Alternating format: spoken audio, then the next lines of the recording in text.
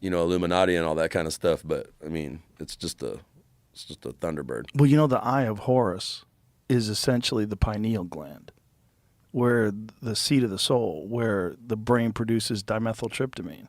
That's the Eye of Horus. Have you ever seen the image of the Eye of Horus next to the pineal gland? I'm not sure. Maybe I have, but I'm ignorant. I didn't. The ancient Egyptians. What's pineal gland? The pineal gland it's a gland that's in the center of your brain. It's essentially the third eye. In reptiles, it actually has a retina and a lens. Wow. Or a cornea and a lens, and it's where now they believe that DMT is actually produced by the entire brain. It's also produced by the liver and the lungs, but it's like the most spiritual of all the psychedelics.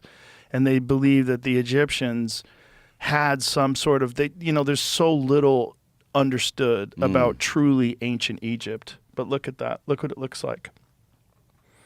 I mean, the Eye of Horus essentially it's a diagram of the pineal gland, which is kind of crazy.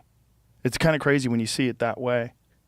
Wow. Because they knew things, and we don't know what they knew. We don't understand how they built the pyramids. We don't understand how old they are. There's so much speculation about the true age of that civilization. And figuring out like how they harnessed energy and all that stuff. We have no idea. I mean, there's this group of scientists that believe that there's structures under the pyramids that go 2 kilometers deep into the earth. Right. And there's a lot of I heard controversy about that. But these guys they've multiple readings of these things, and they're pretty sure that they're accurate. And they've been accurate with other things, like other temples that are underground, that are 50 feet underground. They've mapped those things out with the same technology.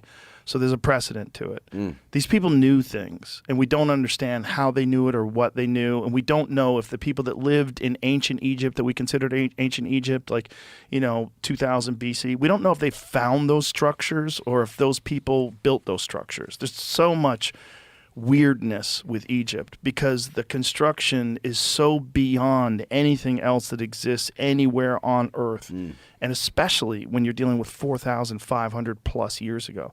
4,500 years ago is the conventional estimations. But there's a lot of these heretic archaeologists that think, no, this is a lot older than that. I mean, there's a King's List that goes back 30,000 that's what I've been hearing. They're saying years. like 30,000 years. Yeah, I mean, it sounds nuts to people that want to have this conventional dating of the dawn of civilization being about 6,000 years ago, but there's a lot of evidence that that's not accurate. There's a lot, and I think the most profound evidence is just the vastness of the Egyptian empire and what they were, just the vastness of the construction, the way they were able to bring these stones from 500 miles away through the mountains that are 80 tons. How? How did they cut them perfectly? How did they put them 120 feet in the air and put them in the ceiling? Like, what the fuck was going on then? What the fuck was going on where people were supposedly just getting out of hunter and gathering? I mean, this is like the emergence. Like a couple thousand years earlier, we're supposed to be like using stone tools and throwing them at animals. And now you have these people that build this immense structure that's perfectly aligned, a true north, south, east, and west, has 2,300,000 stones in it. What? It's aligned with Orion stars, the stars in the Orion belt. Like what? Maybe what happened was AI took them down too. It might be way back. It might be. It's bad. I'm just saying, right? It could be. Stuff could be. I forget who said that, but it's like, I mean, I'm all for science, but in the end of the day, no matter what we think we know, it's still just like it's like a flame in a dark night. There's so much out there beyond what we can see. Yeah. So I always kind of thought that myself. I mean, it's a basic thing nowadays. When I was like a kid, a lot of people have had this thought, but it's like you're always like looking up here in the stars, and it's like, if they're saying that the stars are basically infinite, then it's infinite possibility for other planets with life on it, which basically is a certainty. Right? It's basically certainty. It's a certainty. Yeah, it's basically certainty. And the more we explore in the known universe, the more we understand that it's much more likely that this is not an anomaly, that there's many, many planets out there. Who knows? Maybe an infinite number that have life.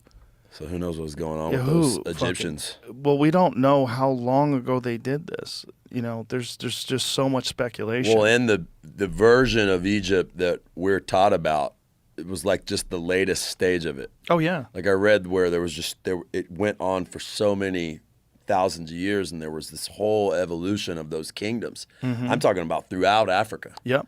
That Well, all the sub-Saharan area. all of that too. That's where they believe that Atlantis was. I mean, there's this thing called the Richat structure that there's, again, these heretic archaeologists believe was the site of Atlantis.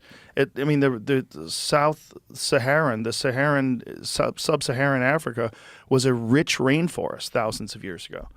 There's whale bones. They find whale bones in the Saharan desert. That's crazy. It's fucking madness, man. The history of Earth is so confusing. Like Graham Hancock says it best, we're a species with amnesia, you know?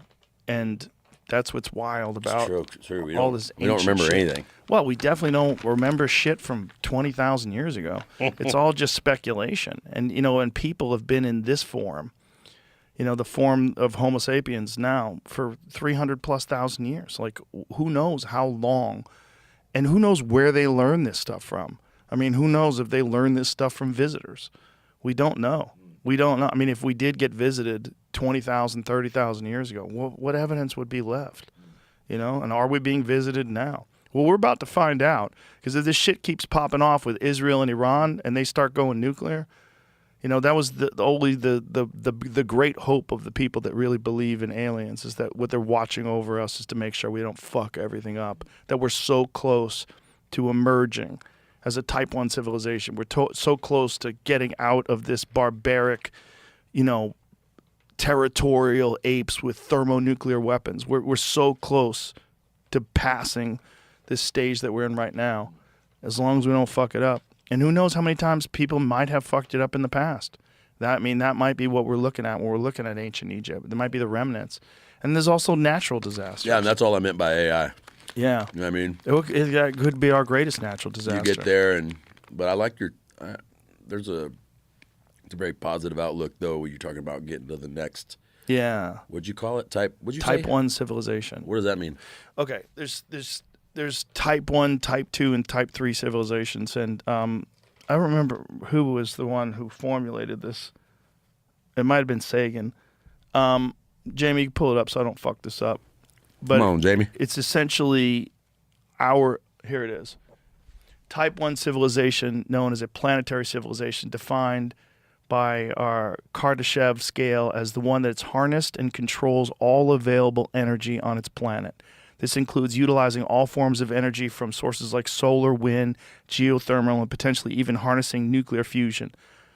A Type 1 civilization is also characterized by a global, technologically advanced society with a high degree of interconnectedness and the ability to manage planetary scale resources and weather. So we're on the way to that. And AI, in best case scenario, helps us achieve that. And we're close. We're probably a lot closer to that than we think. Type 2 civilization is stellar, meaning we populate other planets. Type 3 is galactic. We populate the cosmos, and we explore the cosmos. Wow. We're on our way to that. And it's inevitable. If we used to live in caves and now, you know, we fly in hypersonic jets, this is what's coming. And it's whether or not we fuck it up along the way.